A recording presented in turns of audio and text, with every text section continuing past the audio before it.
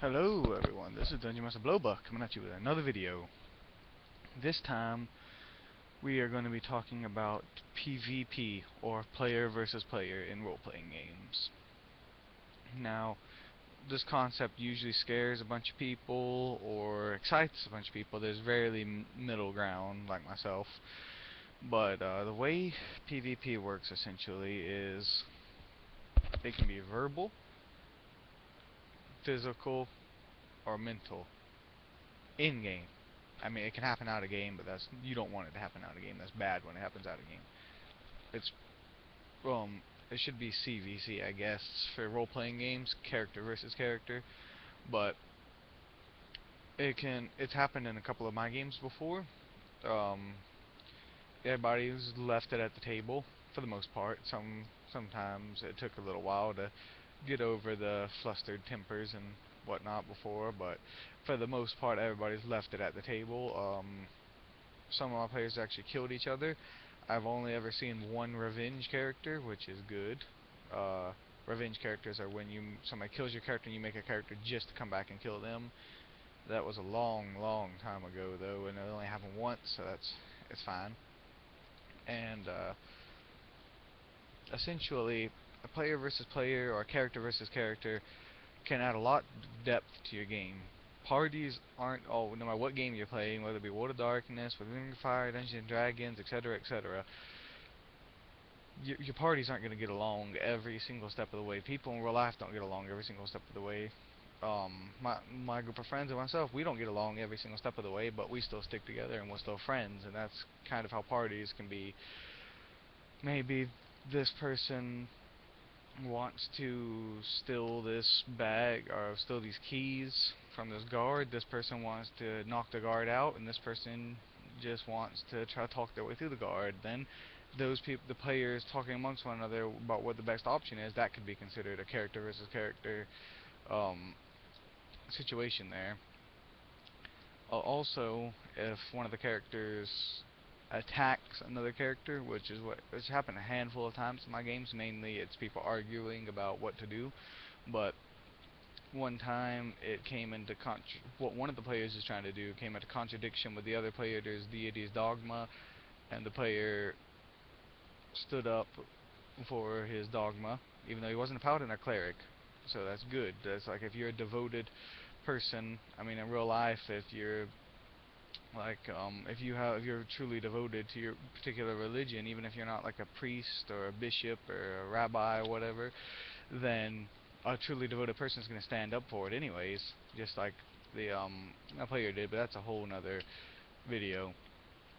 Um, just like they ended up fighting and they didn't kill each other, but they did beat each other up pretty bad. And that's how you can do it. You can players. I mean, sometimes you might want to remind them if they're trying to kill their friend that, this guy is your friend. You might just want to, smack them around a little bit to get your point across, but you don't want to kill the guy. Or if they really do want to kill the guy, then just make sure to try to keep the tempers calm around, 'cause not everybody reacts um, really good to having their character killed off, whether it's by you or especially if it's by one of the players. Um, a few other types of player versus player outside of conflict, by physical conflict, can be political. Like if you're playing a game with politics, maybe two people want the same political position of power, maybe two people are wanting to become king, or two people want to become prince in Vampire the Masquerade, or something like that. And then they can get political. They can be working against each other in that aspect, but then they have some common goal uniting them. Maybe the current political leader, and then after they get him out of the way, they turn their attentions to each other. Or maybe you have a cleric and a paladin of opposing deities, maybe not necessarily evil and good, but like the paladin has a lawful good deity, the cleric has a chaotic good deity. They might not completely agree with each other, might have some moral debates, but they're gonna unify to fight the neutral evil cleric who's of a deity who opposes both of theirs. And there could be like some rivalry there. Player versus player doesn't always have to come to fist flying and shouts. They can just be like rivals, or they can maybe two players are trying to gain the affection of the same NPC romantically. That could be a players versus player thing. and just try to keep it all in character. Sometimes it gets hard when tempers are getting to flare. You know, you get really into it, and if you're a really good role player, you should be able to keep it in there. But most people, everybody, but the very experienced will most likely not be able to role play a very high tension situation. Understandably, I myself haven't really been put into such a situation, and I don't think I could roleplay it effectively. It would either fall flat, or real emotions would maybe even get in the way. But I've never been put in that situation because I'm mainly a DM, and well, I guess some of my NPCs have been put in that situation. So yeah, I mean, I'm decent at it, but you know, for the newer players, you might want to try and just give them some slack, but everybody just remember that it's just a game. Keep it at the table. Everything that goes down at the table stays at the table. It's like Vegas. What happens at the table stays at the table. And whenever your players do inevitably get into some sort of conflict, try and they end up killing each other or getting each other killed or what have you, or ruining the character's life or anything. Try your best to make sure they don't make revenge characters. Like I said, it only happened once with me a very long time ago, and it wasn't great. The revenge character came back, got vengeance, and then the other person, I think they wanted to make a revenge character, or did. I can't remember. Like I said, this has been a while, but it's not pretty. Revenge characters can start an endless cycle, or they can just make people just not like the game at all. So if you don't think your players are mature enough or to handle this kind of thing, try to cut back on as much as possible. Try to act as the referee. It's kind of what you are as a dungeon master, game master. You're the referee. Kind of say, okay, guys, this is getting a little bit too hot. Maybe you want to calm down. I mean, I'm not saying forcing them to making it so they can't fight each other. But, make just try to calm them down outside the game. Make sure that they in real life are calm, and that there is just their characters who are upset, and that can resolve a lot of problems. And but aside from that, it can make some very interesting story points. And the party that I had that fought over the deity differences, their party split up. One player went one way with an NPC, another player took another NPC, and another player took another NPC. Literally, all three of them. I had three players at the time. All three of them split up and eventually found each other again. And it was like I ran separate games for them finding each other, and one of them, he had quite the journey.